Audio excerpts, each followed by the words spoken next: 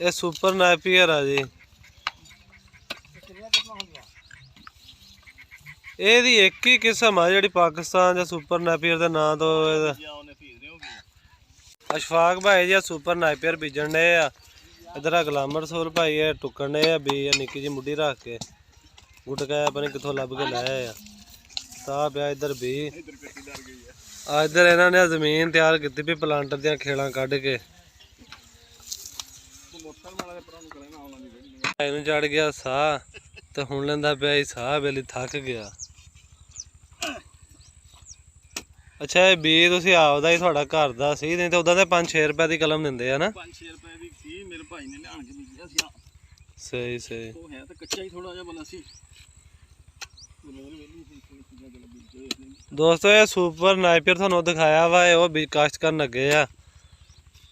ये कलमां जिहां दे विच गड़ो देणियां वट्टां दे विच ते हो जाना जानवरां दा चारा। बड़ा बेहतरीन चारा तैयार हो जाता। ये थोड़ा जिमीदार छोटा वो वास्ते ज़्यादा जरूरी है क्योंकि उन्हें पट्ठे जो वढ़ के दोबारा बीजने 2-3 महीने लंघ जाते तैयार होंगे। तो उस टाइम के पट्ठे तैयार होंगे तो बंदा चलो ये पाई रखता इस तरह ना जी। तो पिंड के नाल ही आ डिस्पोजल भी आंदा मरबे लगा देख लो। आ रोड ग्रास है काश्त किया इधर। आ इधर चरी आ तो परे बरसीन खड़ा वा तो नाल इधर कंट्रोल शैड आ।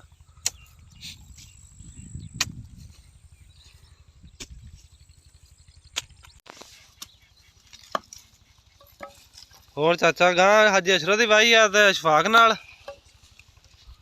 हैं सही है। उधर वाले अशफाक वाली में तो गां नहीं हैगी ना।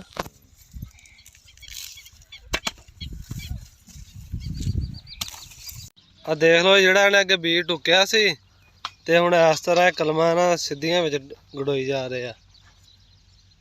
ए भाई किन्ने के विच डूंगी लाउणी आ? अच्छा सही सही।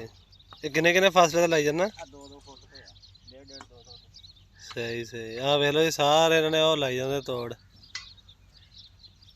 अशफाक भाई नूं आंदी शर्म सानू नहीं आउंदी ते आ भाई आ एक सब्जी वाला इहदी किस्म तुहानूं दिखावांगे। इहदी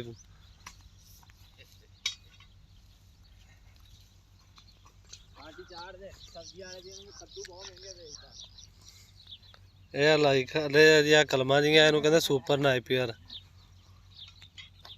ਉਮੀਦ ਹੈ ਤੁਹਾਨੂੰ ਸਾਡੀ ਅੱਜ ਦੀ ਵੀਡੀਓ ਪਸੰਦ ਆਏਗੀ ਤੇ ਸਾਡੇ ਚੈਨਲ ਨੂੰ ਸਬਸਕ੍ਰਾਈਬ ਕਰਿਓ ਤੇ ਵੀਡੀਓ ਨੂੰ ਲਾਈਕ ਵੀ ਕਰਿਓ। ਦੁਆਵਾਂ 'ਚ ਯਾਦ ਰੱਖਿਓ। ਅੱਲਾ ਹਾਫਿਜ਼।